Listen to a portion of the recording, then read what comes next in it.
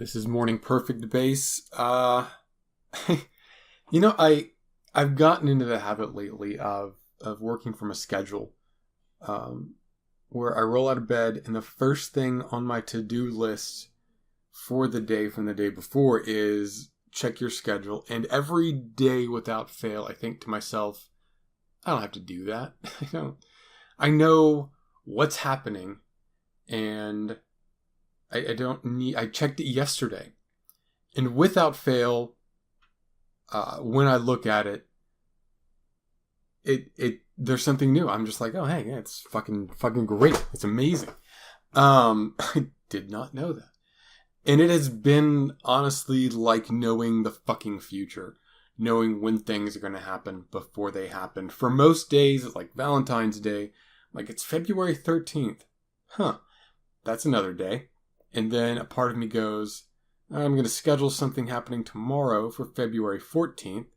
Oh, wait, that's an important day. And that's the point at which I become aware of all holidays. So having a schedule and saying, oh shit, next week is the Battle of the Flowers. It's San Antonio's Mardi Gras. And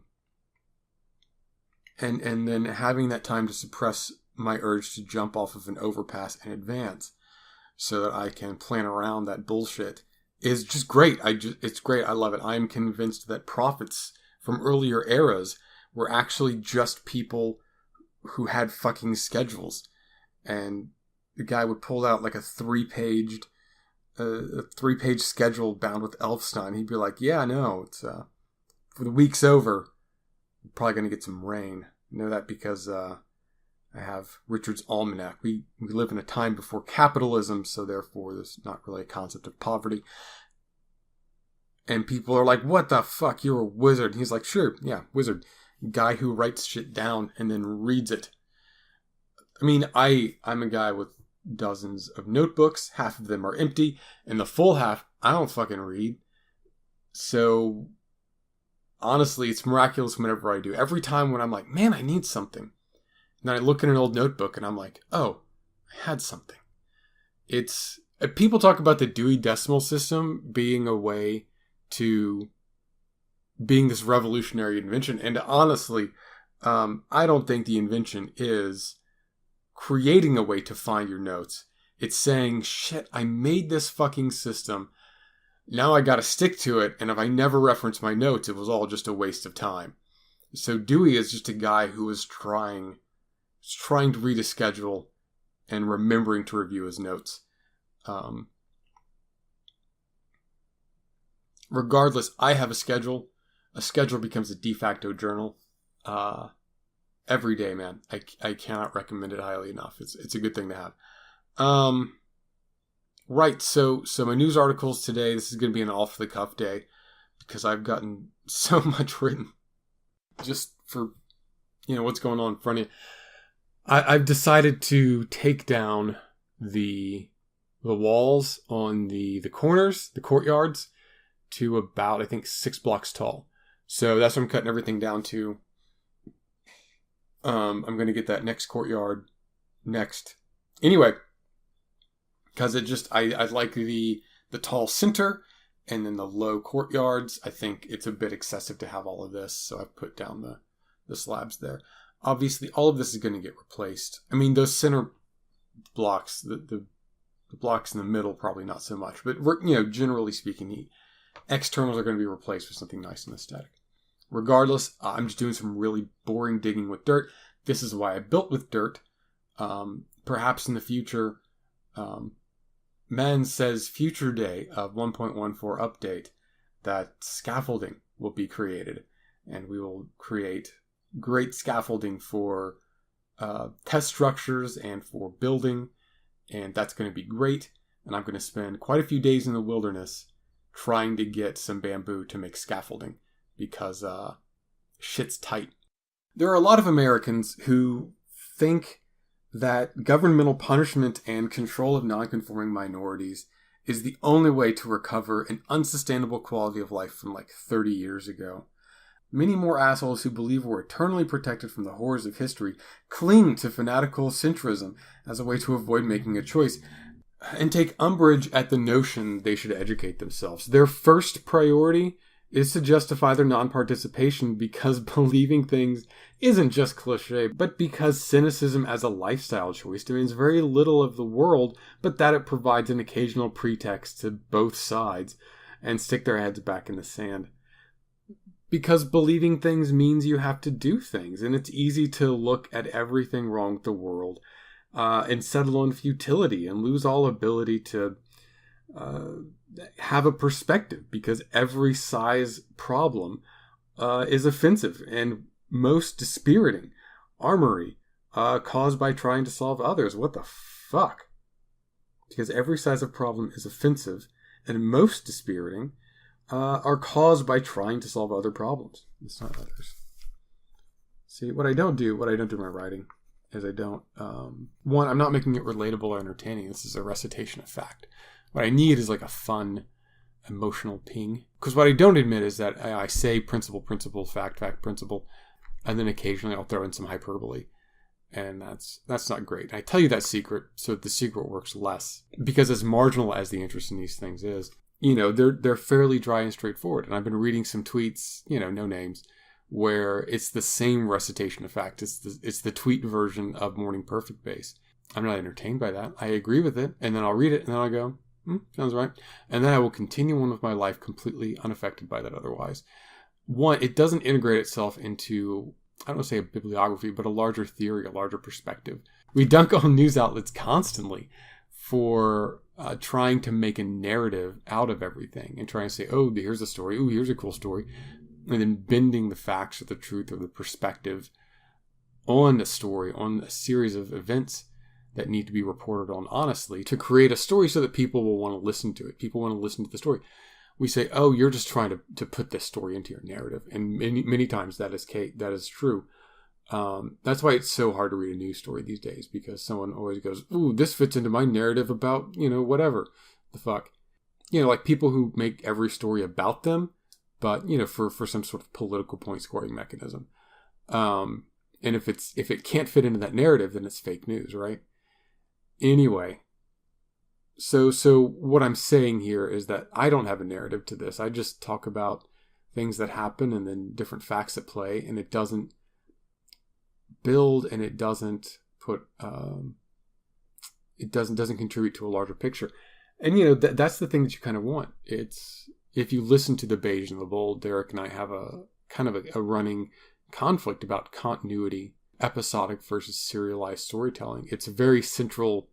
I'm sure it's more central to the learned debates on television and film production that, I'm simply not a party to because I'm lazy, and that sounds real boring. I'm sure that, but regardless, the issue is that a serialized show, every episode feeds into the next, and you kind of need to be into it to pick one up. Otherwise, you have to look at it, and you have to brief yourself and read the wiki. And occasionally you'll have comics where they do like a relaunch #1. You don't need to know anything. There you go. Stay in your room. Or they'll have a little recap page in the front. Or they'll say last time on Star Trek, Deep Space Nine. And then they'll bring you up to speed, right, for the few pertinent clips. Right. So the thing is the same thing with what I do here, where I talk about ideas and news articles and things like that. Like there's no larger structure that it plugs into. These are not to look at a successful YouTuber, Matt Colville. Matt Colville does a series on D&D, and you can basically 3-card Monty his videos around, and like whatever order you listen to them in, they're pretty salient. So here, it's random news article, random idea, random news article, random idea. So you would think that it would work on that same principle, but I don't think it does, because thematically I'm non-distinct. Very rarely do I refer back to another episode. I don't refer back or refer forward to those episodes, because each one of these is tabula rasa, because that's how my brain works. I specifically make these things so that I can say my piece and then forget about them. Literally, this is the last part of my news processing cycle. The way I view these things is very selfish, and that's a way for me to just say, hey, look, this isn't like a big production thing. This is something I do for me. And I want this to have a certain kind of quality to it, a quality which all of my translations of video to Minecraft seem pretty lacking. Like when I look at it, it looks like a great game of Minecraft. Anyway, I don't approach this with that sort of segmented, put the parts together perspective, and nor do I actually have anything serialized where I'm building towards a central point, pulling off the central theme. The episodes are part of a chain. There's not some kind of larger narrative buried in here, except I guess whatever permutations on my own self-perception happen as things change, which, I'm in my 30s, so that can't be too much. Regardless, just having a larger point to make, having a cohesive perspective or a thesis isn't in any way antithetical to what I'm doing here. It's harder than what I've been doing. It's more difficult. It takes slightly more time and thought, but it makes it better. It doesn't make it so contemptibly, benignly agreeable as the mirrored content I've been watching and trying to understand better with the human connection, which is neither my forte nor, I suppose, surprise in retrospect, the forte of the person who has a stylistic mirror to me. I'm going to continue reading in the time we've got left. So I'm going to continue reading with the regular style, with that huge asterisk appended to it. And got a couple more minutes to work with here. Let's see. There's no softening of that hard truth. The most black and metal and edgy and realistic truth of all. That you may care, that you may give either 10 cents or 10 years to making a part of the world a better place. And you may, as one of Europe's frail, flawed people, move another part of the world 11 cents or 11 years back. Accepting that, but doing something anyway, is courage, and running from it is cowardice. We don't live in a unique turning point in history, just another in a string of turning points of history. I just got to get down here to know if it's... Oh, I did it right. I was perfect. Amazing. So, it's 3 and 3. Anywho, one recurring problem with this structure, even in the construction phase, is the lack of a way to get up on this wall. Even on the inside, there should be a ladder. I don't want to. So on the outside is another issue. Getting from the outside to the inside is a whole other, and this one's 6 as well. Okay. So that's going to be a quick visual aid if I ever need to count again. That's the height of the walls that they're supposed to be. The only break from that chain is ignorance. The first ending of this had a bit about how there's no harm done to the world to read a frickin' article, to educate yourself a bit. But I think that missed the point. I miss the point. Education's never ending. Curiosity can't be satisfied. A smart man once said, the open mind finds more questions than answers. The closed mind finds what it seeks. Honest people care about truth, and they will eventually be confronted by dishonest people who don't. Someone who can make up lies with confidence to support their perspective because that's their personality. Those people exist. Their whole personality is based on making up a position and lying with confidence until everyone else goes along with them or gives up. They don't even have to get people to believe them. They just have to be persistent enough to wear people down. Call them what you want. Gish Galapis, Solipsis, Donald J. Trump. How do you speak with friends or family when one person is an ideologue and a liar? And even if you can surmount that, they poison the entire conversation rather than face facts, to debate in good faith, to stand unbelieved before their social group. I don't know. I'm not good with people, honestly. I don't know how to end this. I don't know how to end things. This was supposed to be a tweet. Shit, guys. If you know, tell me. Tell everyone, Hey, how you doing? This is radio station WMPB 50.0, playing you the best hits of Creative Commons open licensing and reminding you constantly that 50% of your dialogue can be cut. Our next song is going to be Floating 1996 by Guido.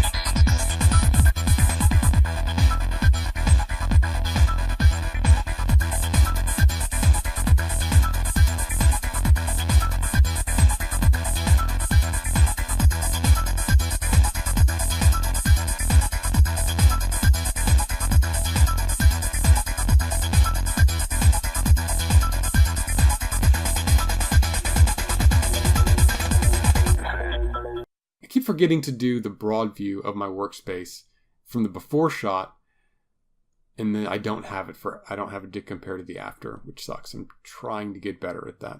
That should be the first thing I do after I say this is morning perfect base. It should be to get that wide shot while I'm describing what I'm doing for the day.